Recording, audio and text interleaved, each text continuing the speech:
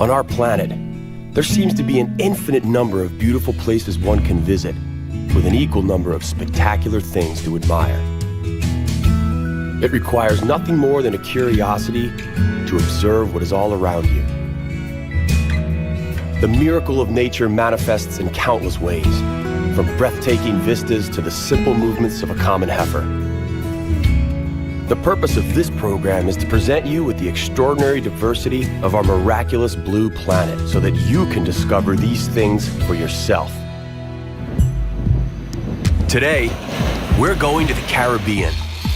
We'll discover an ingenious and very considerate way to visit the rainforest in Antigua. On Barbuda, we will watch a colony of magnificent frigate birds. From the Caribbean, we'll go to New South Wales, one of the Australian territories. The breathtaking Blue Mountains are a favorite destination in New South Wales for tourists and mountain climbers alike.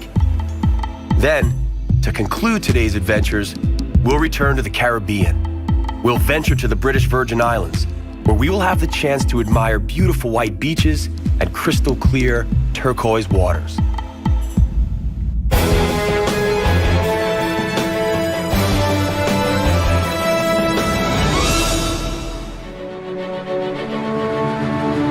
Antigua lies where the Caribbean meets the Atlantic Ocean. Anthropologists believe that this island was inhabited as early as the Stone Age. However, it was only discovered by the Europeans when Christopher Columbus made his second sail in 1493. Having endured a short-lived dispute between the French, English, and Spanish, Antigua became a part of the British Empire in 1657. In 1967, the island became autonomous as an annexed state of Great Britain. Then, in 1981, it declared independence under the names Antigua and Barbuda. Immediately what comes to mind when we say Caribbean is hot sun, white sand beaches, and of course, music, and in particular, the sizzling Caribbean beat of calypso. Oh, skin girls, stay home and mind you, baby. The bays and lagoons lining the coast are ideal for fishing. I go in way on a fish in boat, never to come back. Antigua gets ready for bed beneath a fairy tale sunset. The Antiguan tropical climate doesn't consist of scorching heat all year round. In the rainy season, Antigua is lashed by torrential rains. The rain ensures sufficient moisture necessary to nurture one of Antigua's main attractions, the tropical rainforest reservation and its indigenous vegetation. To protect this unique ecosystem, it is forbidden for humans to set foot inside the rainforest. Despite this strictly enforced rule, the Antiguans were pretty resourceful in devising a clever means to make this attraction accessible. In the high crowns of the ancient trees, there hangs a system of ropes and hanging bridges from which the visitors can move, using their own weight and strength. Everything is done under the watchful eye of local instructors. Traversing on ropes may appear risky, but the instructors are there to ensure the safety of their tourist clients. And so tourists bored with idling on the beach and bathing in clear waters may embark on this unusual adventure. Up here, they can marvel at the beauty of Antiguan nature while not interfering with it. And a lot of people come here and all they're expecting to see is the seaside and the sand and the sea. So there was an opening to do something completely different. So we thought we'd do something that was eco-friendly, so we'd introduce people to other aspects of Antigua and just give another string to the bow of the 365 beaches.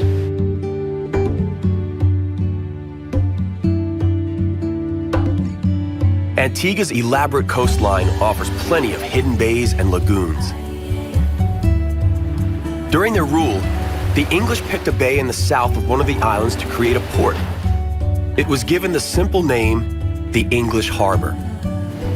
Today it serves yacht enthusiasts from around the world. On the eastern part of the island, there is a fascinating rock formation known as the Devil's Bridge. The surf hollowed a series of crevices and holes in the limestone, out of which geysers spur. Mother Nature manifests her might with giant waves that unceasingly devour the rocky shores. The heavy demand by neighboring islands for the pinkish sand of Barbuda has spurred the sad business of trucking this treasure to the port. The heavy demand is, of course, fueled by the boom of the tourism industry. Because Barbuda is not as easy to get to as other islands, relatively few tourists take the trouble to find their way there. To make ends meet, the local people indulge in this frighteningly short-sighted business venture.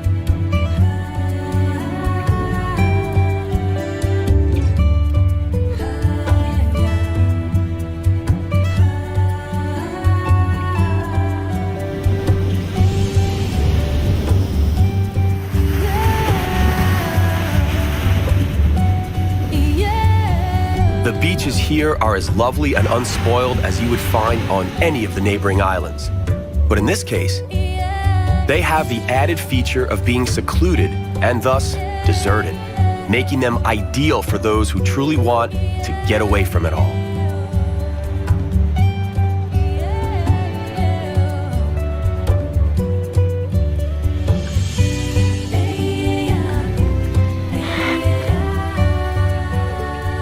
Acquiring the traditional tropical treat, some coconut, requires considerable skill and agility. Barbuda does have its own miracle to share. The biggest colony of magnificent frigate birds in the Caribbean is located here in the Coddington Lagoon. According to American ornithologists, there are 2,000 of these birds nesting here.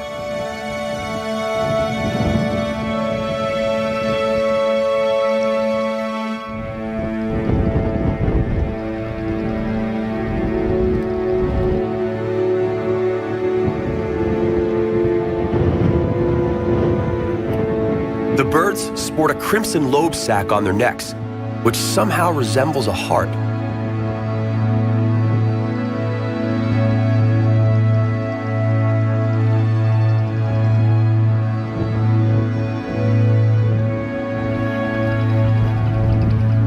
Despite inhabiting coastal areas, frigates do not swim. Their feathers do not contain the chemical that repels water.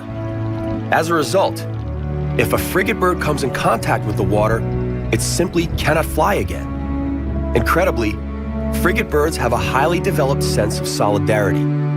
Should a bird fall into the water, others will come to the rescue, trying to use their beaks to fish the fallen bird out and carry it high into the air. When they get their friend to a sufficient altitude, they drop him. The idea being that as the bird's wings dry out from the warm air, he will be able to resume flying and hunting. During the mating season, the lobe sacs of the male birds inflate to admirable proportions. Female frigates lay a single egg a year. After the eggs have hatched, they diligently look after their young.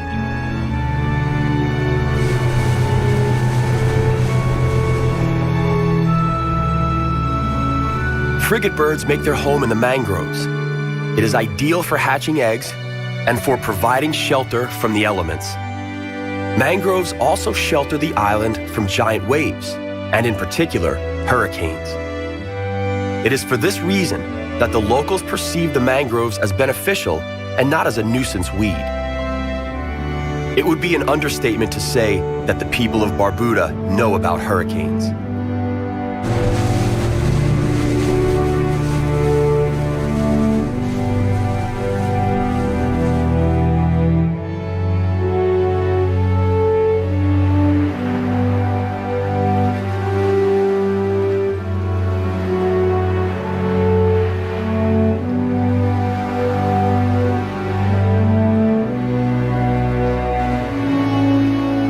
And so we must bid farewell to the islands of Antigua and Barbuda.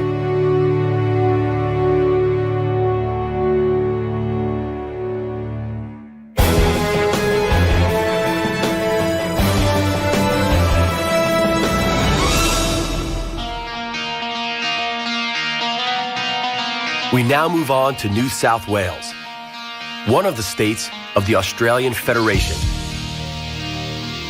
Is there anyone who does not know the two most familiar of all Australian animals? One, of course, is the koala bear. This one seems to be lazily dozing on a eucalyptus bough. The second, and equally as infamous, is the kangaroo. They are so dear to the Australian people, they are included as part of the Australian national emblem. They mostly inhabit an area known as the heart of the country.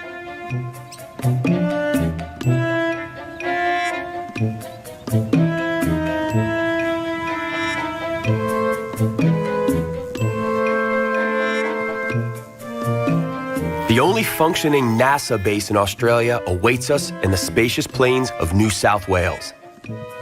The Canberra Deep Space Communication Complex was established in the 1960s. Scientists use the succession of telescopes found here to acquire valuable data from and communicate with satellites traveling in outer space. Currently our most distant spacecraft is Voyager 1, which has been out in space now for 30 years, travelling at 22.5 kilometres a second. It's now 15.5 billion kilometres from the Earth, 3.5 times further away than Pluto. The signals come back to us at the speed of light, taking 14.5 hours to reach our planet, and the signal we reach through our big antennas here is 20 billion times weaker than the power of a watch battery. So it's literally a whisper from deep space. In the 1960s, the CDS-CC satellites assisted communications between NASA and the Apollo lunar module. The crew of Apollo 11 brought back a 3.8 billion-year-old moonstone, which is now displayed here, commemorating their collaboration with NASA during that 1969 mission. Needless to say, the CDS-CC is a bit of an exception in New South Wales. The majority of the land area is used for agricultural purposes.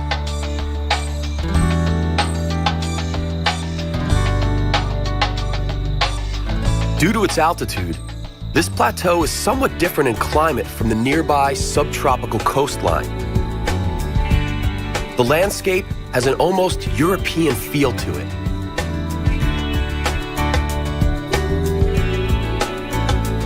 Australian agriculture has a long tradition of raising cattle and sheep.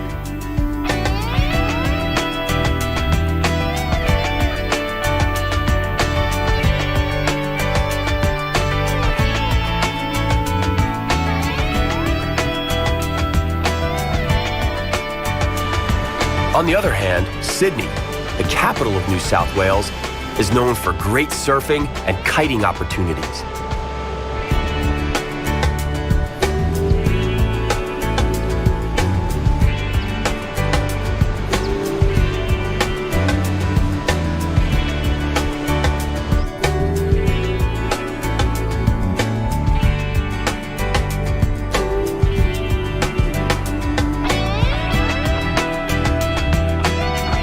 The New South Wales coastline is adjacent to the Tasman Sea.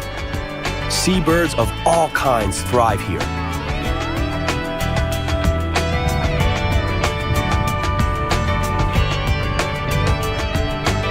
The Australian pelican is native to these waters. The question is, who happens to be the superior fisherman, the pelican or the human?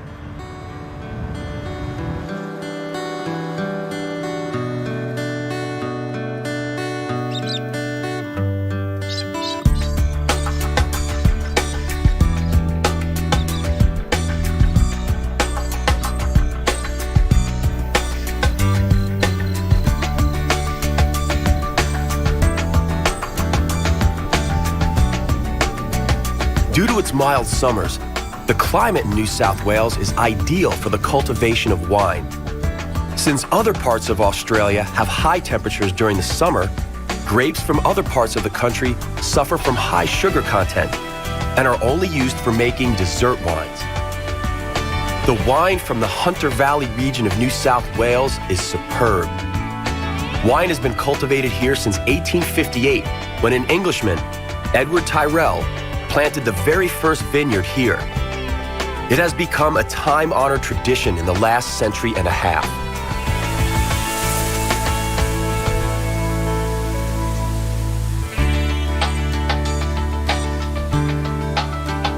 As we head toward the coast, the character of the countryside gradually changes. The countryside becomes more mountainous as we near the foothills of the Blue Mountains.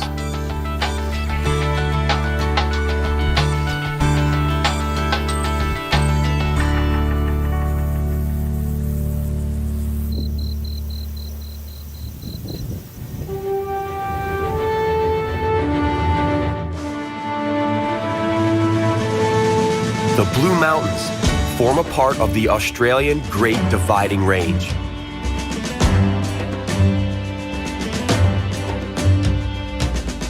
The bluish haze that rises from millions of eucalyptus trees, tinting the surrounding sky and mountain ridges, also provided the logical name for these mountains.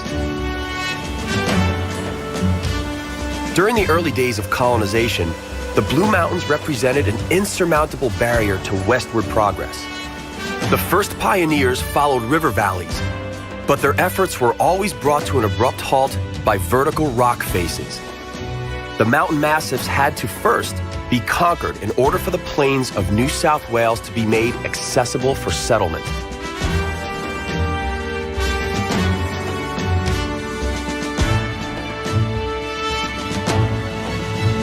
The deep canyons and steep cliffs lure mountain climbers from around the world. Today, climbers, intoxicated by the eucalyptus scent, conquer the rock faces with the same zeal the early pioneers had to conquer the unknown.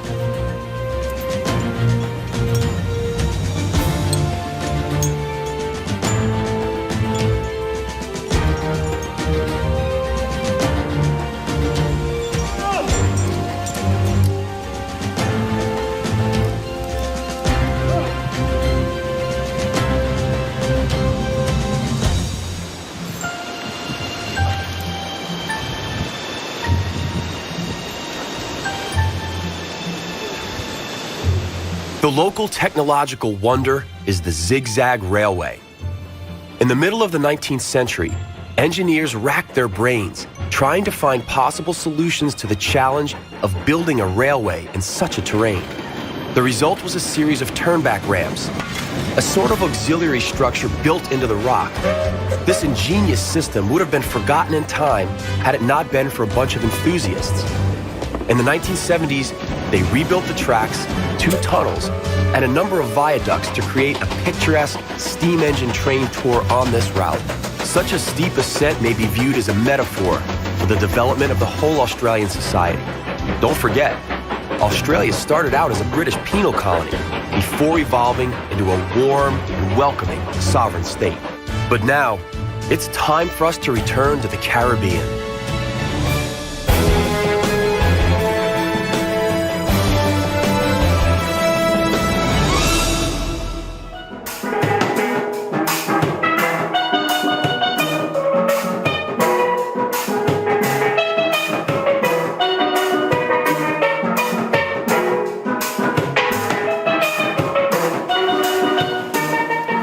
We're back in the paradise of the Caribbean, filled with sun, magical beaches, clear waters, and calypso.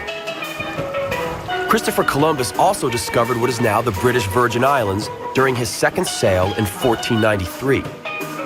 This archipelago, made up of some 50 islands, lies hidden in the Caribbean Sea, about 60 miles east of Puerto Rico.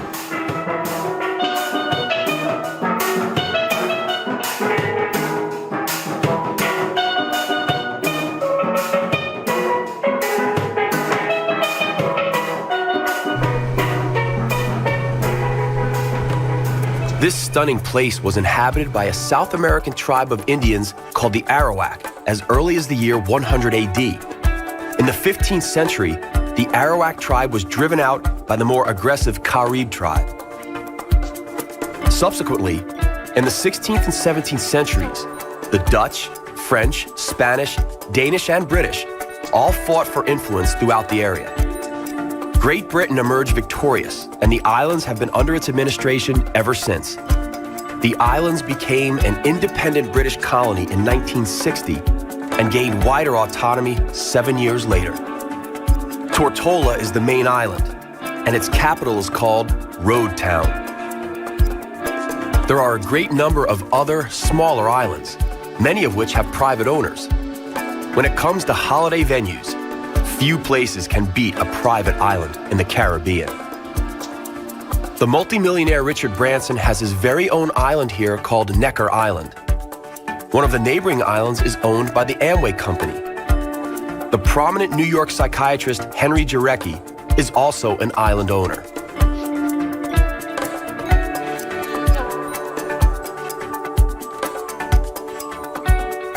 Hundreds of thousands of tourists flock to the British Virgin Islands, or BVI, each year in search of the perfect holiday. As a result, the BVI are among the most thriving regions of the Caribbean.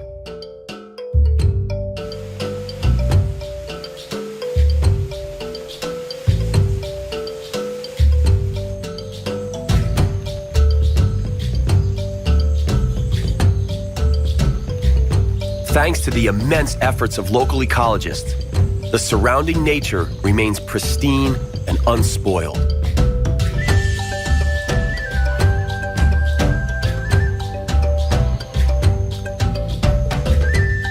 A variety of tropical crops thrive in the rich soil.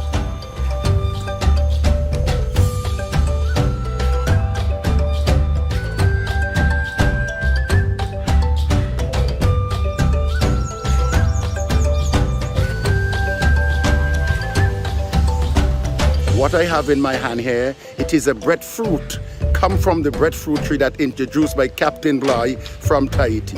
Now, breadfruit was brought here mainly to feed the slaves in the 17th century. It is one of the local food staples. When cooked, it closely resembles potatoes or freshly baked bread.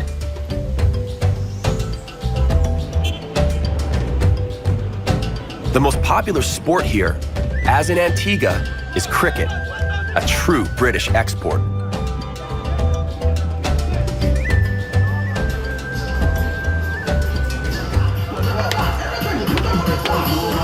The hot climate entices visitors and locals alike to dance.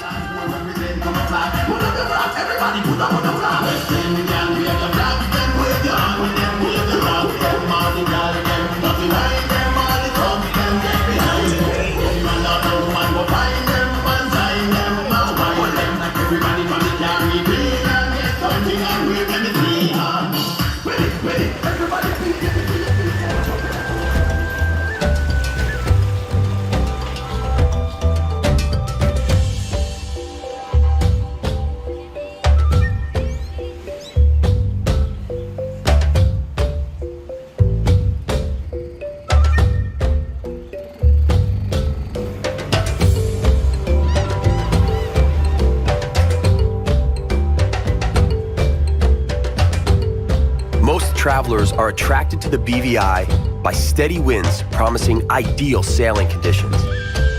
Here, you can see yachts of all imaginable shapes, sizes, and colors.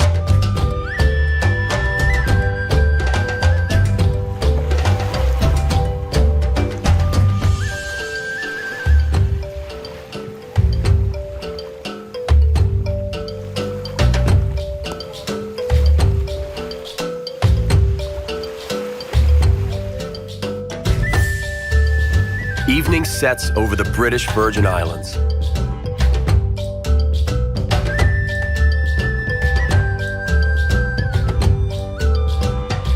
The weather isn't permanently sunny and peaceful. Hurricanes annually haunt the Caribbean. Since the wind seems to be picking up, we'll bid farewell to the islands, just to be on the safe side.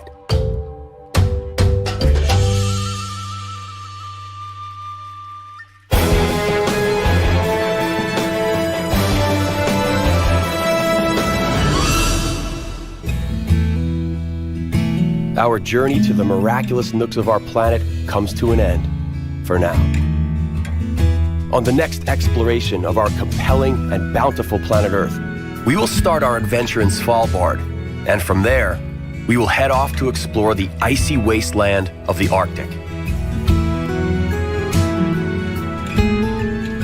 Later in the program, we will discover the splendor of Canadian nature and two of its French-speaking regions. In Quebec, 100 kilometers inland on the most southerly fjord in the Northern Hemisphere, we will watch the low tides set. In Alberta, we will seek to comprehend the sheer size of the Saskatchewan River and the majestic Rocky Mountains. That's all right here on Miracles of Nature.